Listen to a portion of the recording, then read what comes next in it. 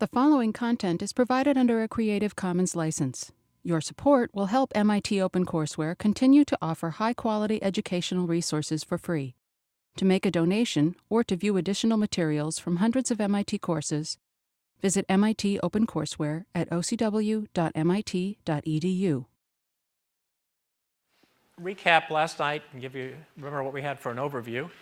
The first part was that it's not about the business plan, it's about planning. That was the first point I hope you got.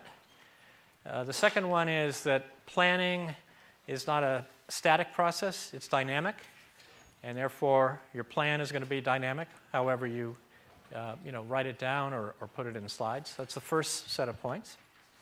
The second is the three whys, the second is your goals and tasks in this whole process. It's to create value, and the second goal is to harvest some of the value. And as we pointed out, those are easy to say, and it's increasingly hard to do. The rest of the course will be telling you how to do those things. The questions that investors are going to be asking are the three whys. Why this? Why is this something important? Why now? Why is now the right time to do it? And why this team? Why is this group of people the right people? And if they get through those, the fourth one is, why won't it work? Now, I said that that's what investors ask, and that's probably what you ought to be asking, because the final point is the most scarce resource is not money, it's your time. So if you're not happy with those answers to those questions, then you ought to iterate and find some new questions, a new approach to those. In fact, tonight our speaker, Bob, is probably going to talk about how you've iterated some things on that score. Okay, so tonight we're starting down the path of filling in the business plan. The first thing we said is you got to create value, and one of the ways you can create value is to find a customer. And Bob Jones, who's one of our highly paid volunteers, once again tripling your income. Bob was a classmate of mine at Sloan. People in the audience from Sloan, do you know about the C function? Still going on? You like that? That's Bob. He's the guy that organized the first C function. In addition to being a serial entrepreneur, for those of you who are not from the Sloan side of campus, the C function is consumption function in economics, and you can picture what might be consumed at a Friday night consumption function. So we'll leave it with that. Bob's a serial entrepreneur, still at it. Like a lot of the speakers that we're going to hear from, they're actually doing the very things they're talking to you about. So this isn't just an academic exercise for them. Bob's other claim to fame is he plays a pretty good blues guitar, and he has a blues band, but I'll let him decide whether he wants to say anything more about that. And with that, Bob, the clicker is yours, sir. Thanks, Joe. So good evening, everybody. I'd like to congratulate you on the good sense required to sign up for one of the best courses that the Institute offers.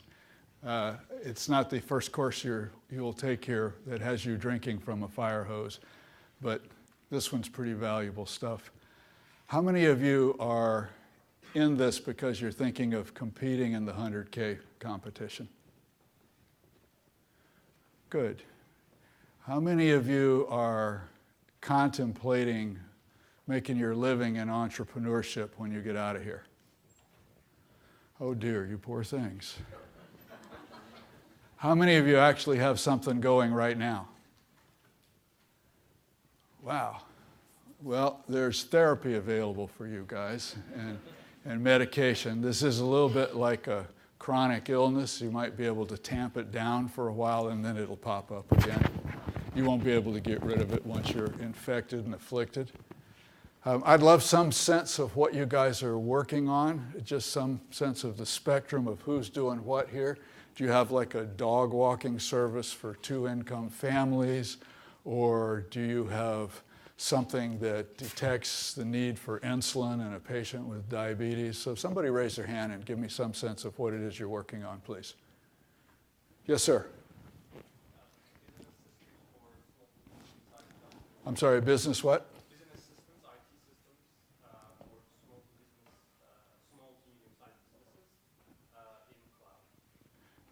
Okay, what's broke that you fix?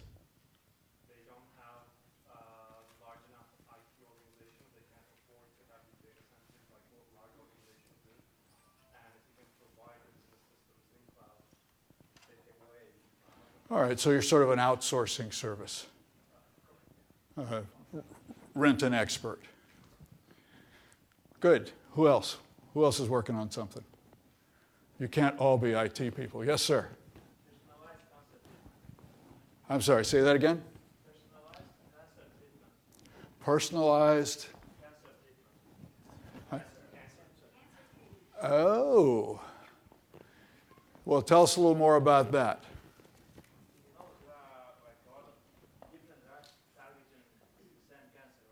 Right, I know that cancer is actually a family of disorders. It's not.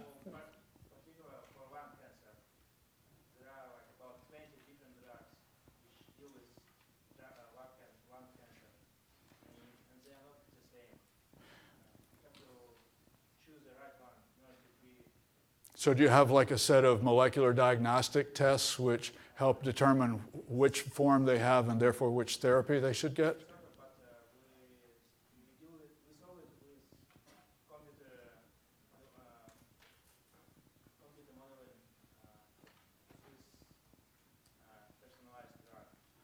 And who will be your customer? Who will write you a check?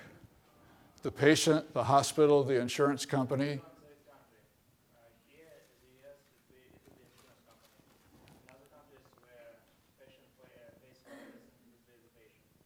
How many of you are thinking about working in the medical arena? Yeah, okay. You know then that there's a sort of a cluster of customers that you have to work with. The doc has to request it. Then you have to go arm wrestle with the purchasing agent or the formulary committee or whatever. It's really quite convoluted. Okay, well, that gives me at least some idea of how eclectic you guys are. So what I'm going to try to do, Joe, tell me how I make this gizmo work. Oh, God, turn it on? Really demanding. Okay, I'd like to know a little bit about you. I think we covered that. I'm going to try and provide you with a couple of hot tips in the course of this 90 minutes. I have this sort of quaint notion that if I'm going to ask you to pay attention to me for an hour and a half, I ought to try to give you something of value in return. I realize that's sort of old school, but I hope to help you find some customers and succeed with your businesses, and I'm going to do that using a couple of product launches that I was involved with. There are times when people speak to you and they say, well, there's been 20 clinical trials done and the results are almost indisputable. This is not one of those. This is anecdotal. You're not going to be hearing the voice of God. You're going to be hearing my opinions, and they may be wrong. Disclaimer. But I'm going to walk you through a couple of product launches and some lessons that maybe you'll learn.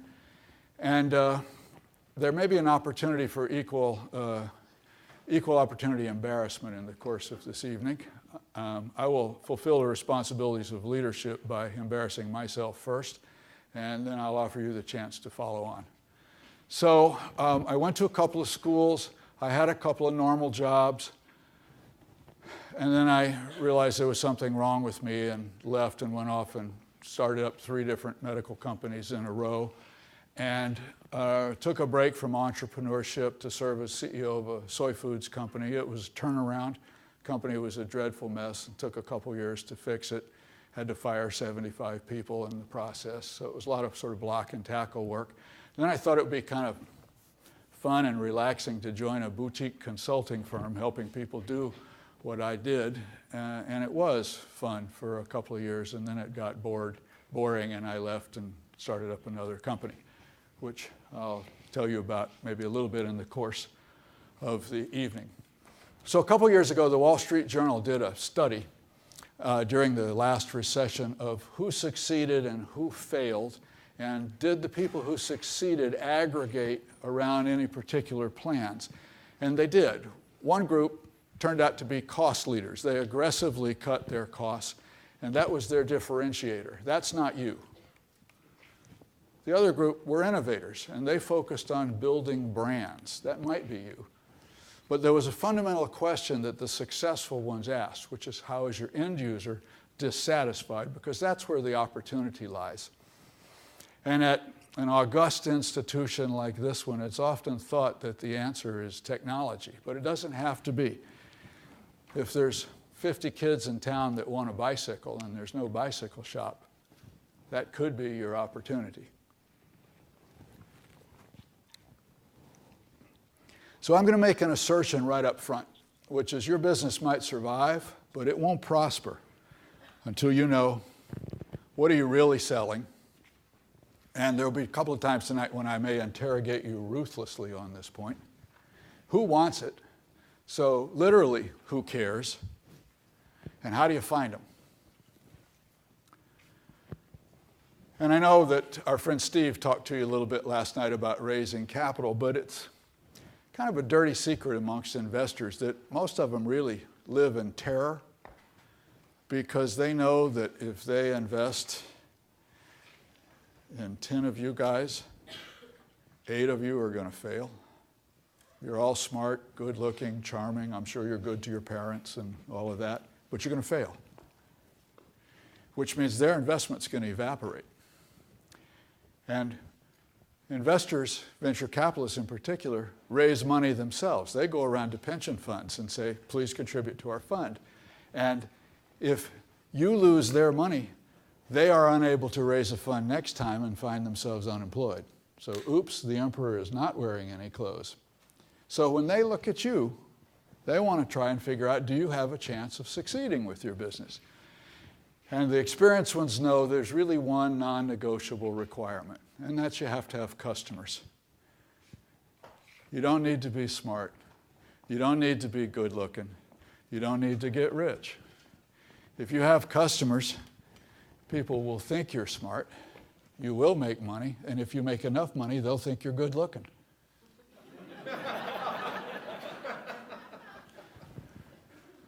So they want to know, do you have any customers? Will you have any? Do you even know you need them? And by the way, have you done some homework? How are you going to find them?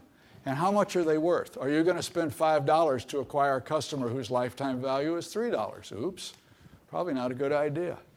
How long is it going to take you to get there? How many do you need in order to reach prosperity? I think there's 2 descriptors that you want. You'd like to be important, and you'd like to be unique. And of course, the sweet spot is when you're both. So I think you can make a pretty good argument that air is important, arguably not unique. And I don't want to traumatize any of you, but some would argue that MIT decals are unique, but possibly not important. Possibly. So can you make a decent business selling either of these? Well, yes, no? People do. People do. Give me an example of an opportunity to sell air. Chem Labs. Okay, that's a bit exotic. Any of you guys scuba dive? I did my checkout dive off Catalina Island in California. I was about 100 feet down in the kelp beds. Ooh, I've got about 15 minutes left. I would have paid a lot for some air. You know those packages that have all those little bubbles in them and you get really neurotic and pop them all? You know what that company's called? Sealed Air Corporation. $6 billion. And of course the opportunity to take 15 cents worth of material and sell it for $4 or $5, obviously, is picking the right positioning and the right opportunity. So I'm being a little tongue-in-cheek here, obviously, but the point is to figure out who is going to find your offering unique and important. So rather than start with how fabulous your product is, who cares? Who actually thinks it's unique? Who's important? Figure out how you're going to find them and tell them about what you got, and then take their money. Now, simple is not the same as easy. This is simple. It's not necessarily easy. But what happens if you can't meet those 2 requirements? I'll give you a hint. What kind of fish is that? Right, that's what's going to happen to you. You will flounder. So let me give you an example. This was back in the day. I joined a company in California. It had been $200 million in annual revenue for 12 straight years. Arguably a sleepy business. And they got bought by an entrepreneur, took them private, leveraged buyout. Said, I want to kick up the sales of this outfit 50% in 3 years and take it public. So he fired the senior management team, brought in a bunch of ostensibly energetic entrepreneurs, and gave everybody some stock. So here's some stock for you, and here's some stock for you, and here's some stock for you, and let's not argue. Let's make this worth something. Really a very good idea. It was highly motivating. I was running the clinical nutrition division, really profitable. We would make a liter of solution, IV fluid, for $3, sell it for $70, nice margins. But I had a bad habit of going out in the marketplace, and I did, and I discovered that this business was going to go away. Managed care was coming, changes in reimbursement structures, et cetera, and it was going to go away before we had a chance to go public. This was bad news. I needed to find a new opportunity. So I thought about it, and I thought, well, this science of nutrition is so awesome for people who are in the intensive care unit. It ought to be pretty good for people who are just out walking the street. Maybe we could reposition this, go for a much broader market. Nobody had done it. Power bar didn't exist. None of those things happened. But like most entrepreneurs, it was a triumph of energy over good sense. I said, let's try it, even though no model for success existed. I had spent some time at Baxter, and I knew something about the market for people who have kidney failure. At the time, there were 400,000 of them. The market was growing like crazy, and every one of the patients who was on dialysis went 3 times a week to one of 1,300 dialysis centers in the country, all of which are identified in a federal document. So I knew where to find them. I knew literally where they would be on Tuesday, Thursday, Saturday. Now, when your kidneys fail, you can't casually do something that so many of us do, which is have a drink, because you're unable to eliminate the fluids. So it's not uncommon for a dialysis patient to gain 8 to 10 pounds between Monday and Wednesday. Part of what dialysis does is it wrings out that extra fluid. So these patients are fluid restricted. Due to other things that your kidneys do for you, many of them are clinically malnourished, and the only nutrition supplements that were available were liquids, Ensure, things like that. I said, well, duh, what's wrong with that? Why don't we make a supplement that's high in the stuff they need, doesn't have the stuff they don't need, doesn't have any fluid? Let's make a nutrition bar. We had the technology to do it. We created something we called Regain. We weren't required to do a clinical trial. It was just food, but we did. Kaiser Permanente, for those of you who live in California. Stuff worked. Got the results published in the archives of the National Kidney Foundation, peer-reviewed journal. Good scientific support. All the biomarkers improved. Patients got better. We said, well, we know how to do this. We know where to find them. We know how to find the market leaders. Let's call the renal physicians. Let's call the dietitians. Say, we've developed something that's high in what your kidney failure patients ought to have and doesn't have any fluids in it. What do you think? And the typical reaction was, wish I'd thought of that. I said, well, how many of your patients do you think this would be suitable for? They'd say, well, all of them. How many days a week would you recommend this? 7. Say what? How do you feel about $3 a bar? Sounds right to us. We said,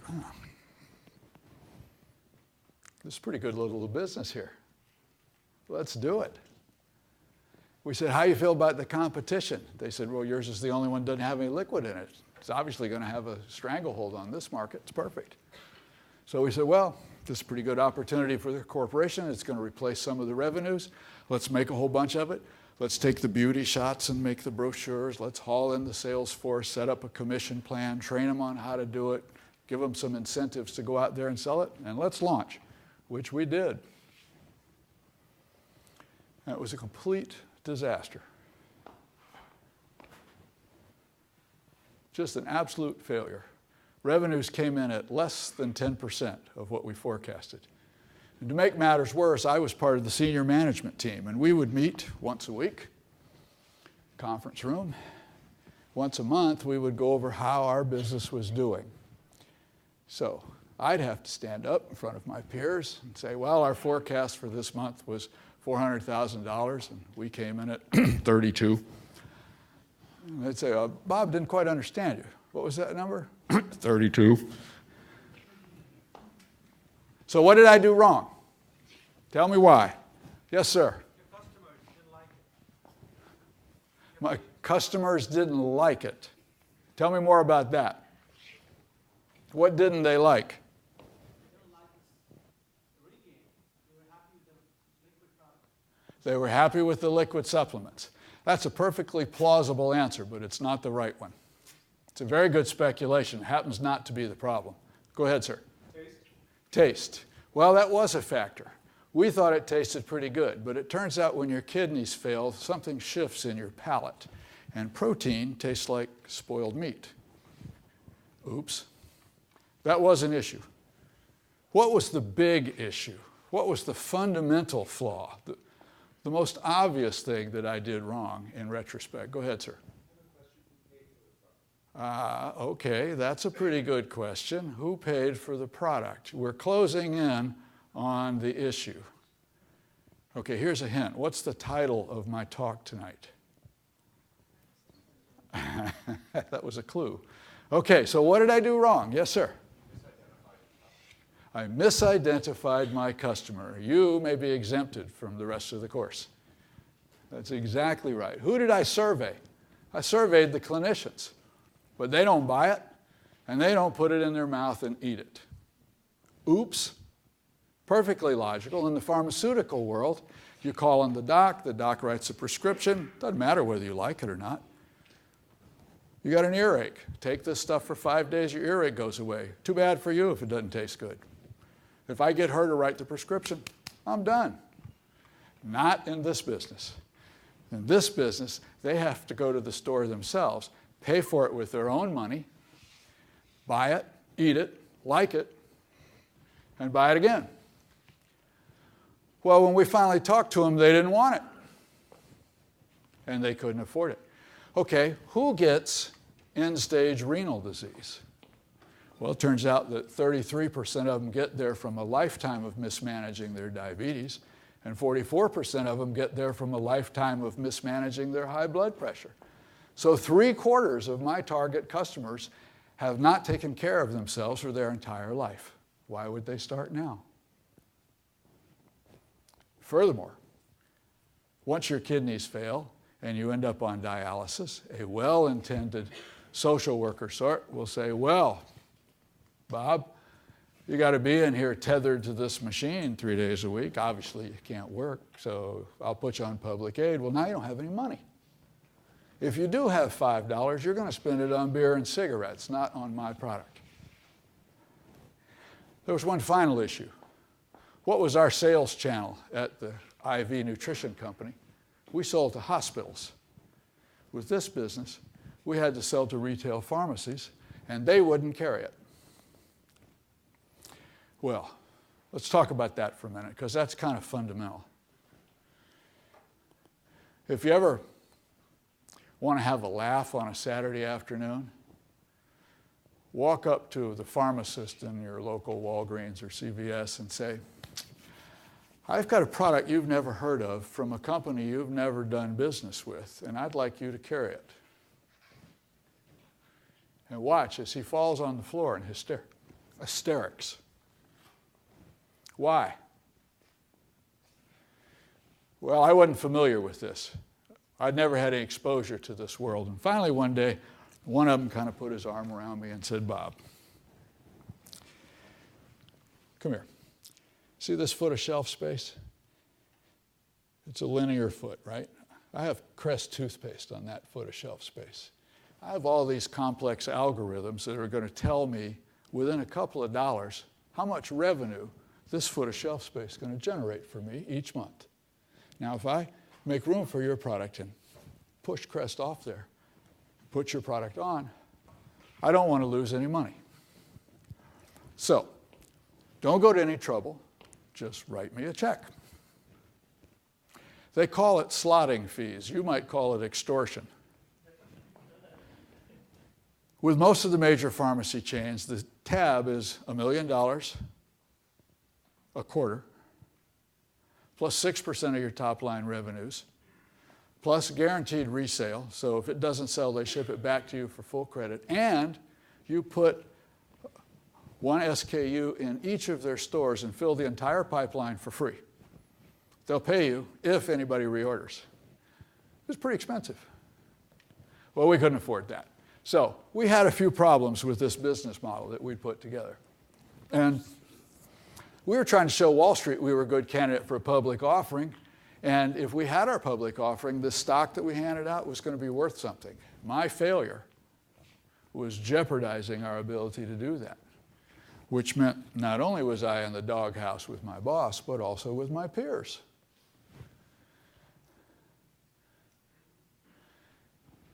And each month I would say, well, you know, it's taken a little longer to take off than we thought. Give us a while to keep moving with the sales force. And each month it continued to be a train wreck. And it went on for an entire year. Ruined a year of my life because, as this gentleman said over here, I misidentified my customer. So, what do we do about it? Well, we learned about inside sales. We said 25% of these people take care of themselves. We ought to be able to find them. Furthermore, somebody ought to pay for this. Let's try Medicaid. Now, you may or may not know that Medicare covers you if you're old. It's a federal program. Medicaid covers you if you're broke. It's a state program. What do you think are the chances that Illinois and Indiana have the same program? Real slim. We got it reimbursed in 40 states. It was almost as fun as 40 consecutive dental extractions. I said, this is just a god-awful way to make a living. Sold the business.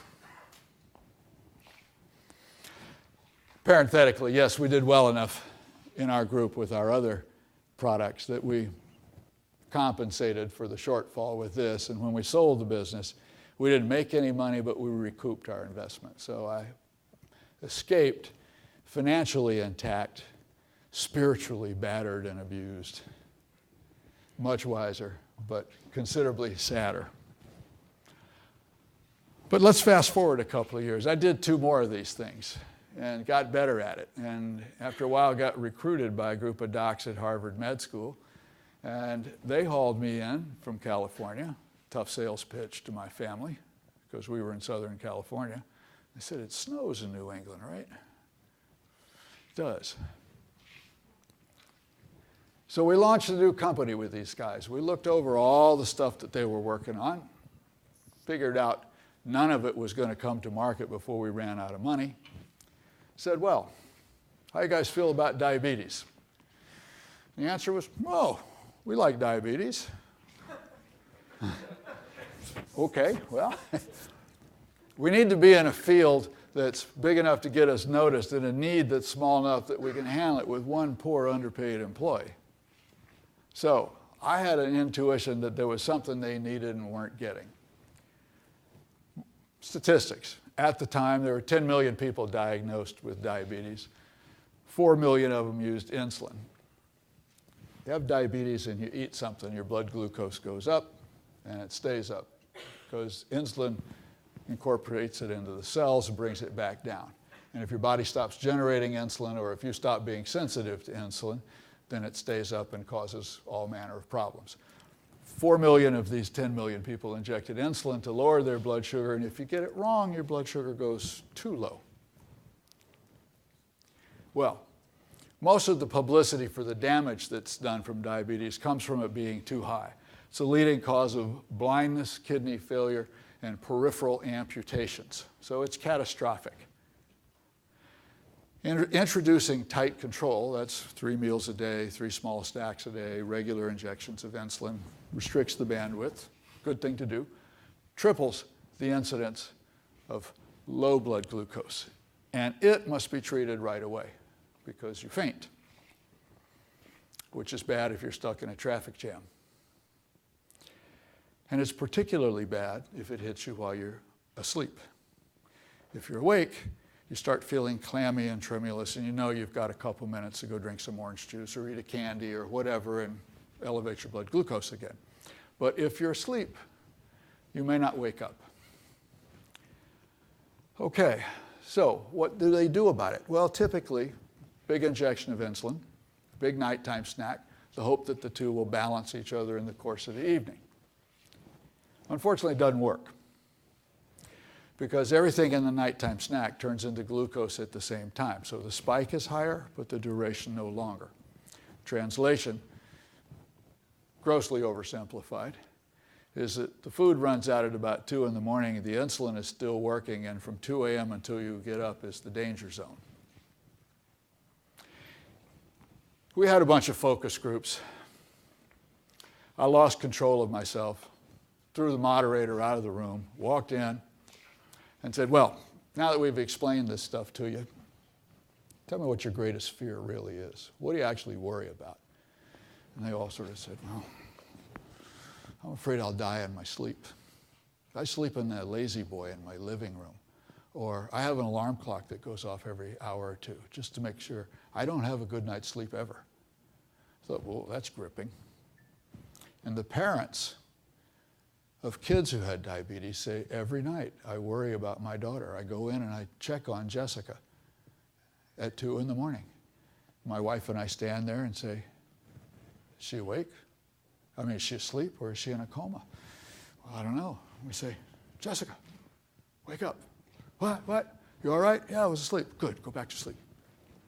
It sounds comical, but it's quite gripping. We said, well, we've identified something emotional here. So we put together a combination of nutrients that turned into glucose consecutively. Sucrose, protein, uncooked cornstarch. Being fundamentally a marketing guy, of course, I dubbed it timed release glucose. Right? Those ingredients are in a birthday cake. But we managed to get a patent on it anyway. Because if you use those ingredients in conjunction with materials that say diabetes, you're violating my patent. How about that? Novel and non-obvious to a person of ordinary skill in the art, and you have one of the great experts as one of your resources. That's your host, Joe Hadzima. I hope you'll talk about this a bit later. So, we did make it taste good. It tasted sort of like fudge. And we gave it a non-medical name. Would anybody care to guess why? I heard a murmur, but I don't see a hand. Yes, ma'am.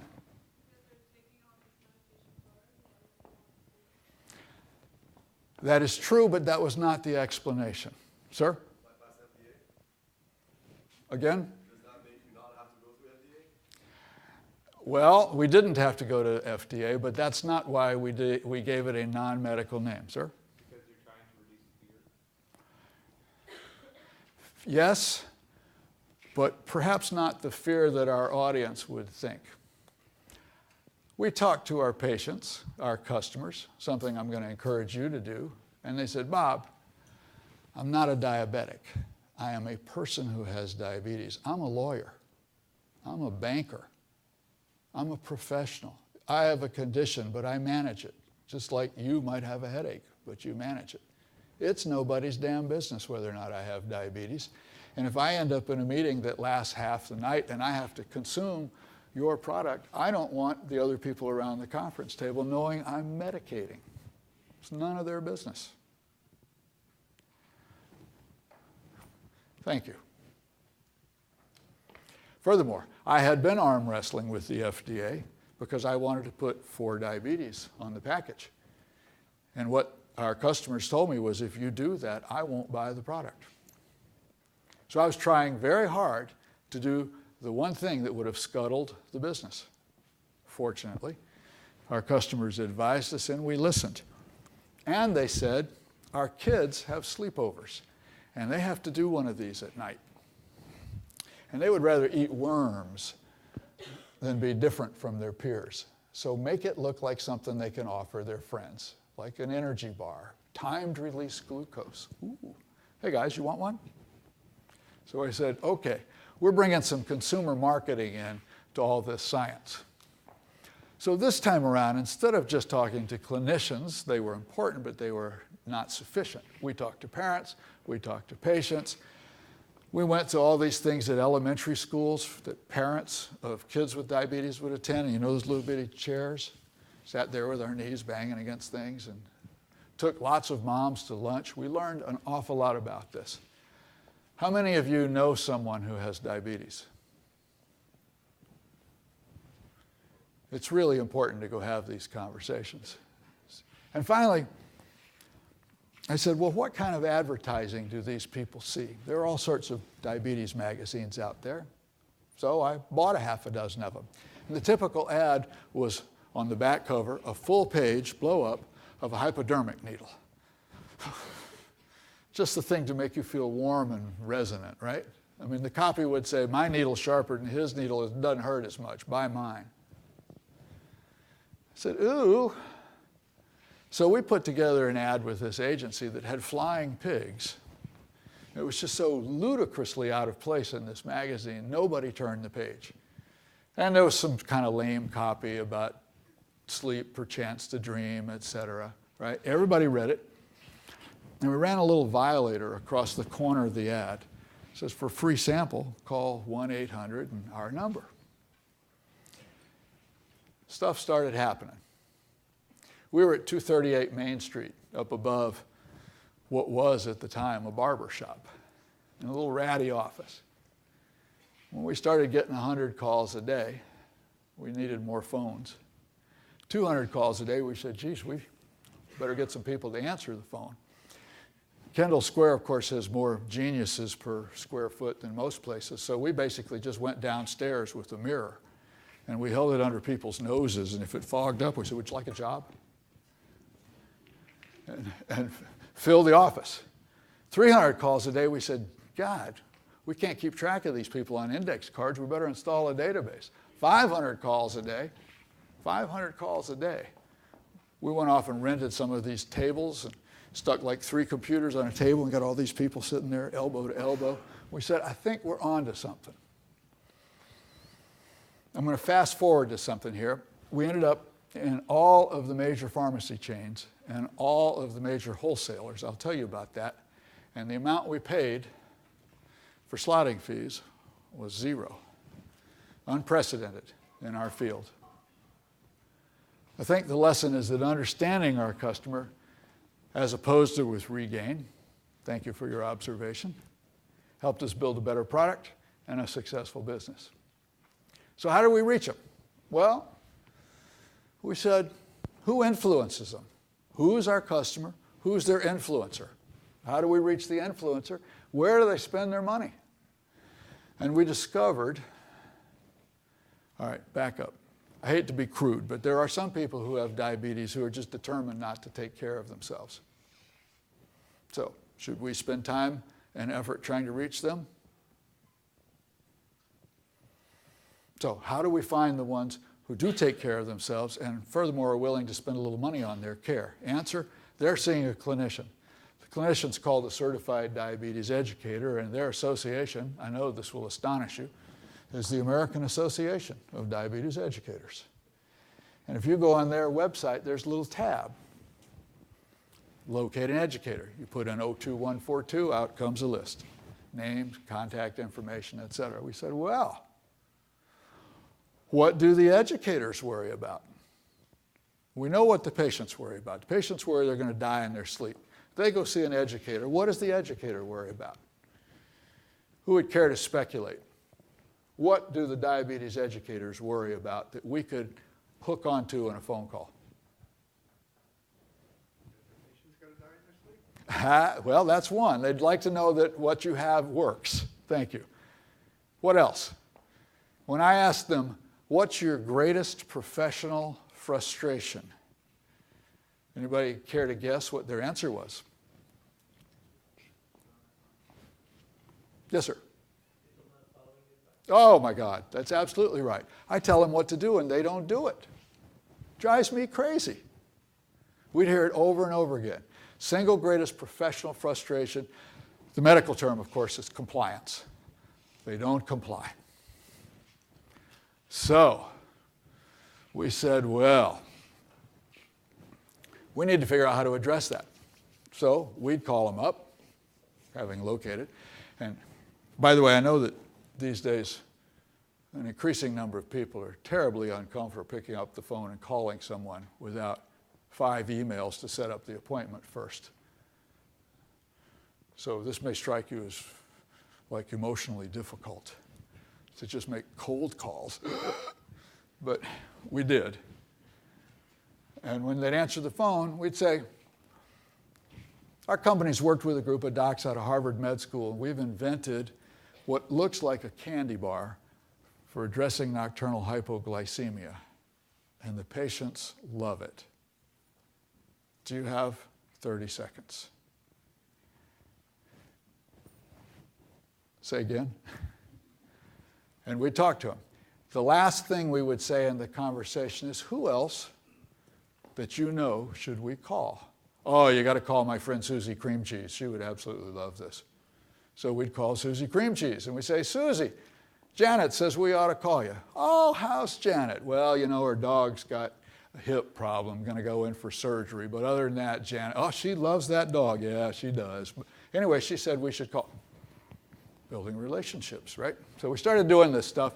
Pretty soon we ended up with several thousand highly trained clinicians talking about our product on our behalf, and their reward was not financial. Their reward was that their patients came back to see them and said, this stuff's awesome, and they complied.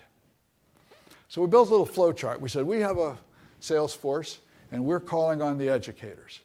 The educators, if we do this right, will tell their patients. The patients will call us and buy the product. Well, that's attractive, but it's not the path to financial heaven, because there's this group out there called retailers. How do we get into the retailers? Maybe we could have the educators call the retailers. Maybe we could have the patients call the retailers. Maybe then we could call the retailers and we'd make more money. Well, this weekend, if you have the opportunity, stand in a pharmacy and watch the pharmacist when they answer the phone. Right? They've got the phone tucked in their ear. Pharmacy. You got 12 seconds.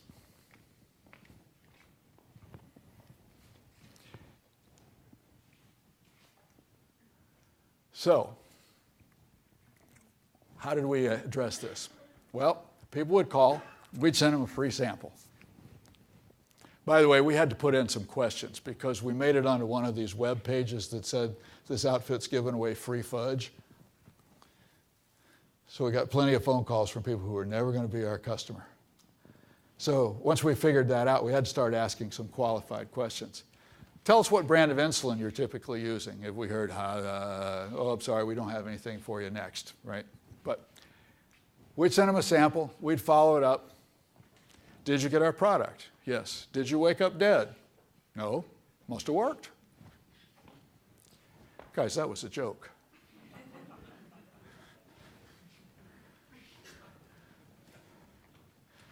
We're providing free shipping if you'd care to order. Okay, love it. We'd take their order. We'd track it carefully. We'd call them back and say, aren't you about out? Don't you need some more? Why, yes. Then one day we'd say, you know, this free shipping is coming to a close, and we're going to have to start charging you for it.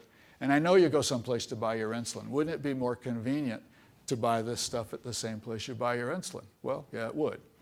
Okay, we did some homework. There's about 3% of the people in the country at the time had diabetes, and they were worth about 24% of retail pharmacy purchases. Because you go in and buy toothpaste and a greeting card.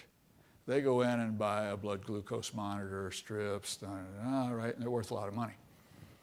So we'd say, well, why don't we set it up so you can pick it up wherever it is you buy your insulin? Where is that? And they'd say, oh, Yost's Pharmacy. I say, well, do you mind if we call Yost? No, no, no. You tell that turkey that Mabel wants to buy this stuff. I've been buying from him for years. Well, hold on a second. Let me get you his phone number. Right? So Yost would answer the phone. We'd say, Yost, we've just been selling our product to 5 of your customers that have diabetes. They want to buy it from you and you don't have it. What? Who is this? Okay, let me back up, Yost. And I'd walk him through. Here's the 5 customers. So what can we do about that? Yost would say, well, we probably ought to have it, but I can't possibly buy this without corporate approval. I mean, we're just one Walgreens, right? I mean, you got to go to Deerfield to corporate headquarters. Yost, we know that. But we also know that there's a level below which you can buy without corporate approval. That number's probably $100. Well, yes, it is. Well, you'll be pleased to know that our initial starter pack costs $99.95.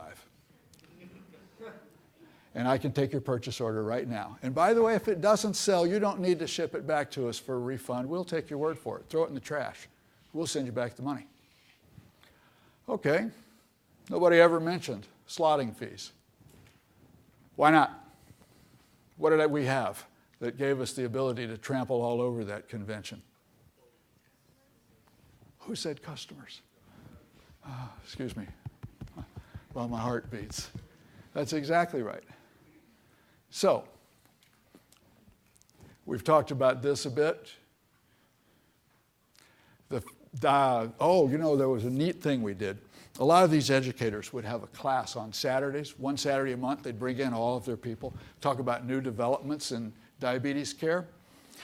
And like everybody who's got to write a monthly column or a blog or whatever, it's hard to come up with content. So we'd say, well, when's your next one of these? Oh, it's a week and a half. Do you have your whole agenda set up yet? No. If you like this, would this be something worth talking about to your patient population? Well, yeah, actually. Well, we'll send you the stuff. We'll send you the literature. But let's suppose they do like it. They're going to ask you 3 questions. How's it taste? How much does it cost? Where can I get it? Tastes like chocolate fudge. You'll figure that out for yourself. It's $1 a bar. How do we answer the 3rd question? Oh, man.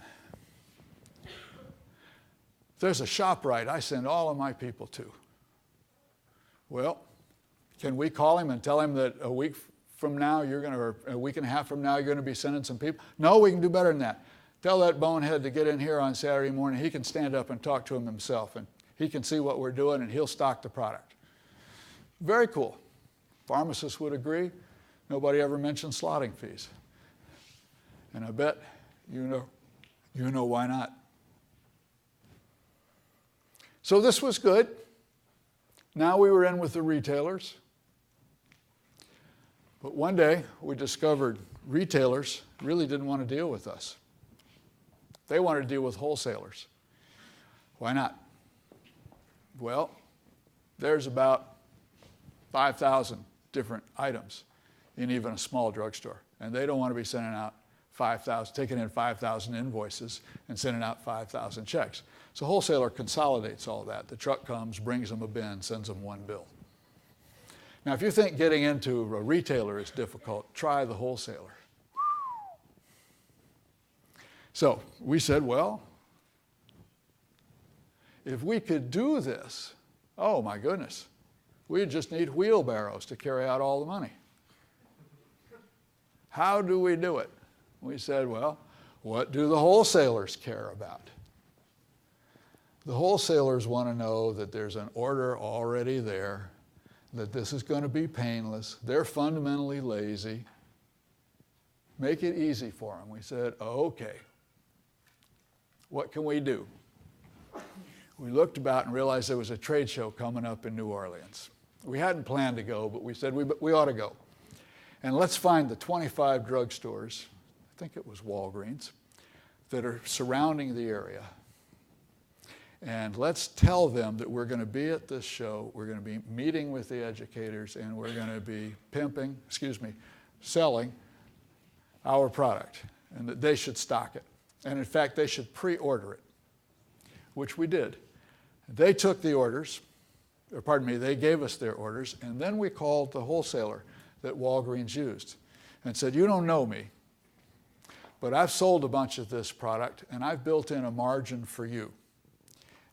You don't have to do anything. I'm going to take their order, I'm going to ship their product, I'm going to send you the money that you would have earned if you'd done this, even though you haven't earned it and you haven't done anything. What I want is for you to put us in your system. Just key us in the system. So that if they reorder, they can call you, and I've built a business for you. Tell me that again. But I wanted to be able to say to the Walgreens when they said, geez, we've sold all that stuff, we could say, great, call your wholesaler, he's got it.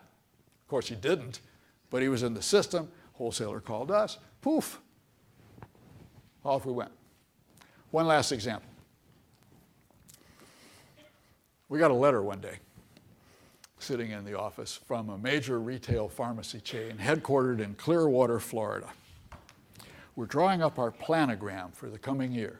Who can tell us what a planogram is? Sir?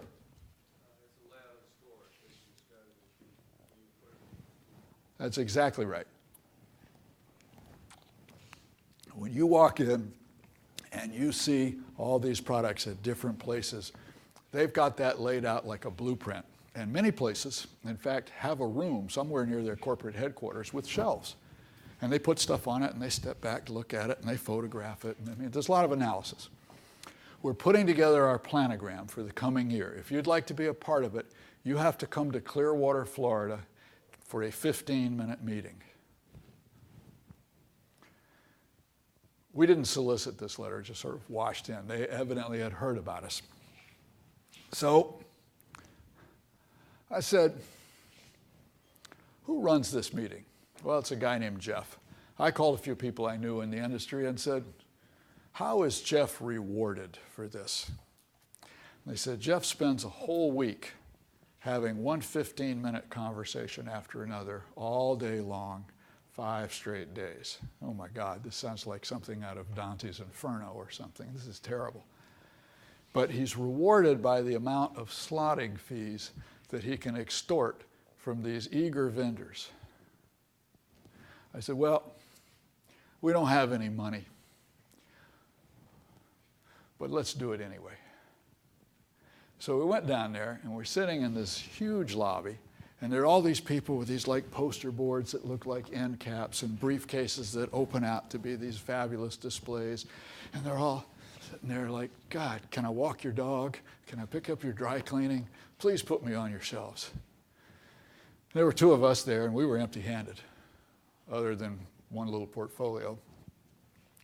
We came in and we said, Jeff, this isn't going to be like your other 15-minute meetings this week because we're a startup, we don't have any money, we're not going to give you a nickel. But we propose to spend 5 minutes telling you who we are, 5 minutes telling you what our product is, and 5 minutes telling you why you want us on your shelves anyway. And he sort of kicked back in his chair and he said, well, it's your 15 minutes, sport, whatever you want to do. So we've spent the first 10 minutes saying, we're so fabulous, as you would expect.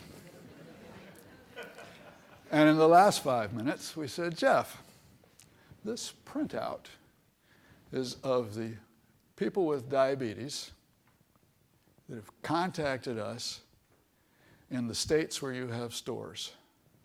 There's 10,000 of them. All of us are asking us the same question. Where can I go to buy your product? How would you like us to answer their question? And he sat there, and he looked at us for almost a minute, which is like, hold your breath for a minute sometime. It's agonizing. And he started grinning, and he said, okay, you're in. So he said, well, you know, we want to stage this. We'll go in where we built the demand. I hate returns and et cetera. But nary a word. about slotting fees. I bet you can guess the next thing that's going to pop up. Why not? What gave us that negotiating power? We had, thank you.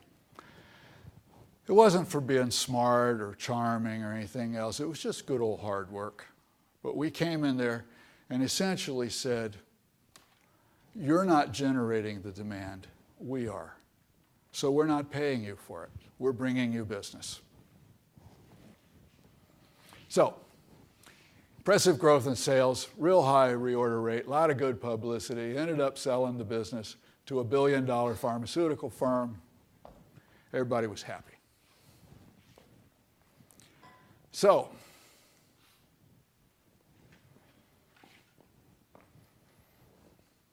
I was 10 years older at the end of 2 years, but I learned a lot.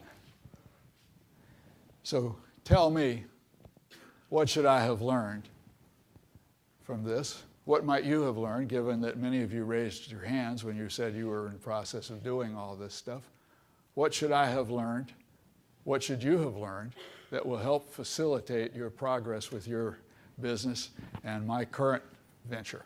So let's have some hands. Tell me what I should have learned from this, and which maybe you can have gleaned. What mistakes should I avoid going forward? What things should I do that were right? Help me out. In the back, yes. One is just focusing on the customers. It seemed that you made assumptions and were getting feedback from people that were involved, stakeholders that were involved, but not the customers themselves. So always start there. Know that you're offering something that they need and want. Did everybody hear that? Okay, let me paraphrase. With the first one, the disaster, I did focus on some of the stakeholders, but not the key ones, not the customers who are actually going to buy it. It's important to know, and I think I asked this question of one of you, who's going to write the check? Who's actually going to put their money on the table for this? And then who influences them? So that's certainly one of the more painful but crucial lessons. Anything else? That's fundamental it, by the way, but if you got nothing else, listen to that. Yes, sir? You made it almost impossible for every one of the people you interacted with to say no. Well, we certainly tried. This gentleman said we made it almost impossible for everyone we contacted to say no. How did we do that? Go ahead, sir. You built up demand. That was part of it. But each time I call somebody that didn't know me, what homework did I do first? Pardon me? Find out what motivates them. What do they care about? All right? People think of selling as this sort of tainted activity, and it can be. But a hugely important component of it is just finding out what people want. Okay, I think you need to know what they're really buying. And I think you have to have some positioning. I think if you have a product that's for everyone, I'm sorry to tell you this, but it's my opinion that it's not actually for anyone. You need some focus. And I'm also sorry to tell you, nobody actually needs your product. They might need the benefits. I actually don't need these glasses. What I need is to see better. So I hired, in the consumer sense of the term, I hired glasses. Some of you hired contact lenses. Some of you, I'm willing to bet, hired the surgeon to do the little laser procedure. But all of us had the same fundamental need. We wanted to see better. We just took different routes to get there. So sell the benefits first. And I'm a huge believer in market segmentation. I don't think everybody in the market is equal, and I think there's a lot of them who aren't going to be your customer, and I like to segment them by motivation to buy what I have. I think there's a small group at the top feeling the pain right now. Underneath that, I don't know, let's say I have something that reduces the likelihood of heart attacks. So if you had a heart attack yesterday and you're still alive, you could be a good customer for me. If you're not alive, I'm sorry, we won't do any business together. His immediate family, they're in the second tier. They're worried. Geez, maybe we should pay attention to this. Down below that, people who are kind of vigilant, And then there's a huge bunch of people that's just a graveyard for you. Don't go there. Start at the top. Couple reasons. If you can't build a business there, time for your next idea. Think of yourself as a jockey, not as a horse. If you start at the top and you fail, you might be a very good jockey, you just picked the wrong horse. Pick another horse. Oh, also, by the way, if you're thinking one day you might sell your venture, you can go to big company X, I don't know, Johnson & Johnson, and say, guys, I spent $1.98 and penetrated that block at the top. You have $1 million. You can take it further down. You can do the math. Let's talk about the discounted value, future earnings, and pull together a little purchase package, right? If you can't succeed at the top, you don't have a story. But if you want to change your buying habits, it requires a lot of motivation. And I'm sorry if this sounds manipulative, it's just blunt. I think pain's very motivational.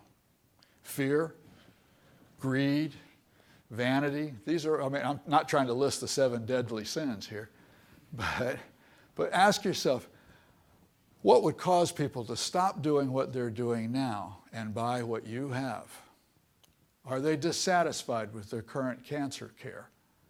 Are they dissatisfied with something that you've got? What's going to motivate them to change their buying habits? And I got to tell you, virtue is a tough sell. Right? Buy my vitamins because 20 years from now, the antioxidants will have caused you to have fewer mutations at the end of your chromosomes. I don't think so. So, with that as a context, what was I really selling with the one that failed?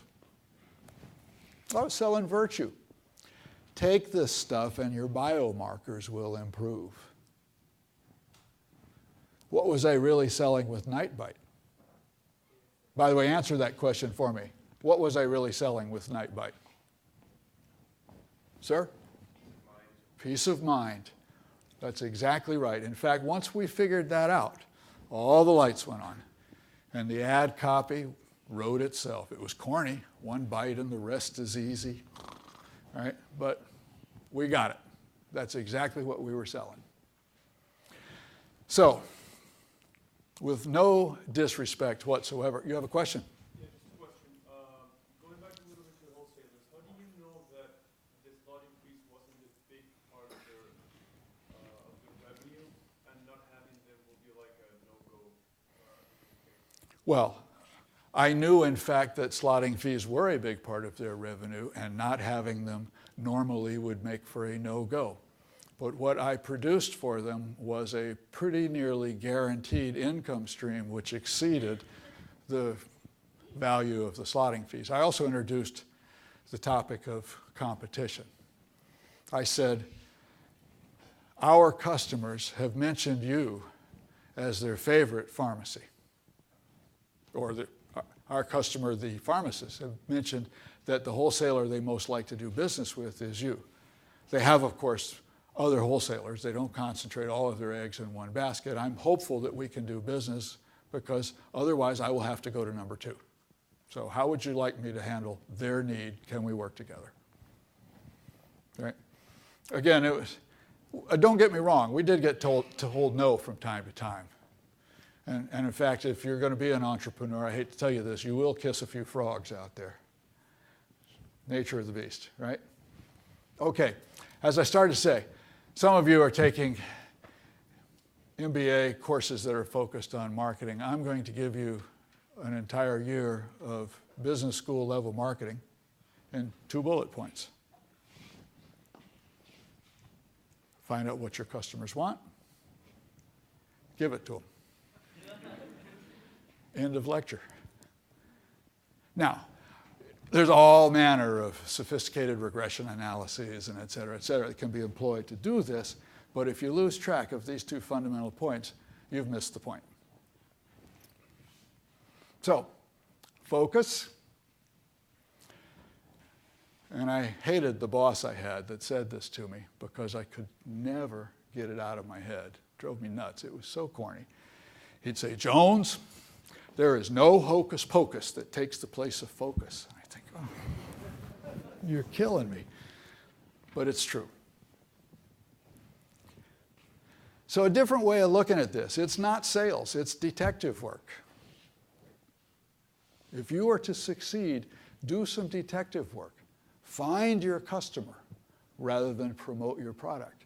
Because your customers hire these things to do a specific job. Design your product to do the job they want for a specific customer. Go find them, and if you've done this right, the selling will be easy. How do you do it? Talk with them. Cold calls, oh God. Literally phone calls. Emails are helpful, but they're not adequate. Talk to them. Surveys are helpful. They're not adequate. Talk to them. Some years ago, I wanted to do a deal with a group in Finland that had invented a margarine that lowered cholesterol, and I was intrigued. Johnson & Johnson offered them a huge sack full of money. Our startup couldn't compete. We lost. But I watched what J&J did, and I went into a number of supermarkets. It actually didn't take long. I stood off to the side near where people had the margarine, and I would watch customers come in. The stuff that J&J had was about 8 times as expensive as traditional margarine. Margarine shoppers would come in and they'd look, and they'd see $1.19, $1.39, $8, $4, I'll take the $1.39. So I would stop these people and say, excuse me, I was thinking of buying this $8 stuff and I noticed you didn't. How come you didn't? Oh man, I got all manner of other ways to take care of my cholesterol. And besides, I don't feel bad. So talk to them. Know them. How do they view their problem? And think about your service and ask yourself, well, how are they solving the problem now? More importantly, what are they spending their money on now to solve this problem? And there's a great quote attributed to Henry Ford. They said, Henry, do you ever ask your customers what they want? And Henry said, oh, hell, if I'd asked them what they wanted, they'd have said faster horses. Right? So understanding what's behind that was part of Henry's genius. You do have competition. Okay. My Regain customers needed my product. They didn't want it. I couldn't sell it. So what matters is finding people who want it and figuring out how to communicate the benefits in just 30 seconds. And this is harder than you think. Because if you don't really understand the benefits, good luck trying to put it into collateral material, put it on your website, any of that stuff. And of course, as Steve probably told you yesterday, you're unlikely to raise money. Customers buy benefits. So, some of the questions, what's broke that we fix? Who cares? Do they have any money? As a working musician, I know that it's just futile to try and make something for that market. Guitar players are all starving. How do you find them? How are they solving it? Why is what we have better? I'm going to zap through a couple of these. I want to spend a second on this, though. Is this all right? All right. Something that we're doing with our little outfit. We said, and we're not the only ones doing this, mind you, but we are applying this. Start with the ideas, identify some unmet needs, et cetera. Go interview people who might want it, and then make a bare bones version of the product. We're making a 2.5-ounce beverage that helps you sleep at night. And we made a little prototype, and it looks bad, it tastes bad, and you can't get the cap off. Arguably, this is not a good profile for a retail product. But we had one primary concern. Does it work? If we give it to 30 people and nobody goes to sleep, well, then we stop right there. Silly to have spent any time making it look good. So go out there and see if you can identify customers for launch. And in fact, the first group of customers that we thought would be suitable for our business turned out to be wrong. I had a really bad 5 or 6 weeks where I got told no all day, every day, for 5 or 6 straight weeks. Finally figured out they don't want it. They might need it, but time to iterate.